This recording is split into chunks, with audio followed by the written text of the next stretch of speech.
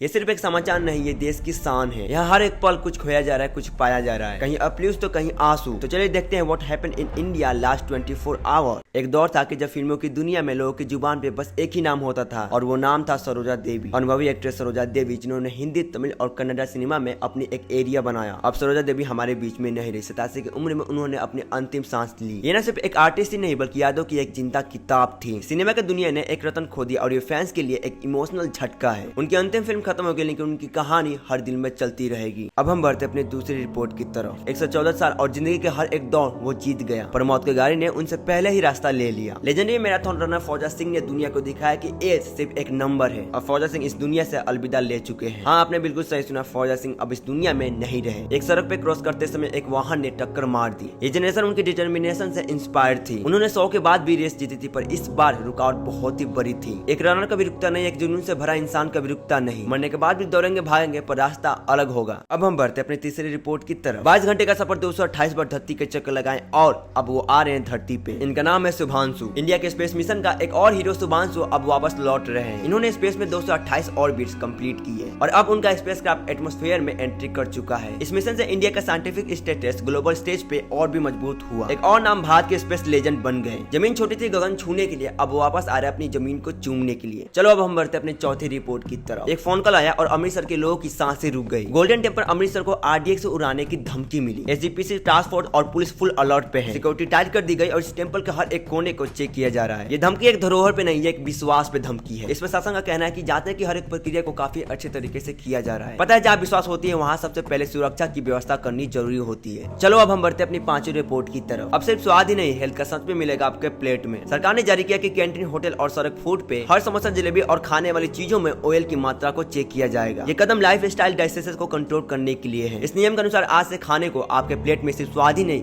जिम्मेदारी के साथ रखा जाएगा। अब हम बढ़ते अपने छठवीं रिपोर्ट की तरफ। एक हैंडशेक और दो देश और इनके पीछे छुपी है राजनीति। External affair minister S Jaishankar ने बेजिंग में चाइनीज प्रेसिडेंट Xi जिनपिंग से मुलाकात की। ये मीटिंग इंडिया चाइना के टाइज को बैलेंस करने के लिए क्रूशियल माना जा रहा है, स्पेशली बॉर्डर डिप्यूट और ट्रेड के बातचीत के कॉन्टेक्ट में। दोनों तरफ से डिप्लोमेटिक स्माइल थी, पर दोनों के अंदर छुपी थी एक टेंशन। कुछ बातें मुस्कान में होती है और कुछ बातें आंखों में छुपी होती है। अब हम बढ़ते अपनी सातवीं रिपोर्ट की तरफ। क्रिकेट का एक मूवमेंट पूरे मैच को ही बदल दिया। लॉर्ड्स टेस्ट के बाद इंडियन के कैप्टन शुभमन गिल ने बोला, अगर ऋषभ पंत रन आउट ना होता तो हम 50 से 100 के रन की लीड ले लेते। ये मोमेंट मैच का टर्निंग पॉइंट था और फैंस भी इस बात से एग्री कर रहे हैं। और मैच का आउटकम भी शायद और भी अलग होता। खेल में कभी कभी एक सेकंड एक फैसला में बदल जाता है कि उतना हमारे लिए अच्छा होगा तो।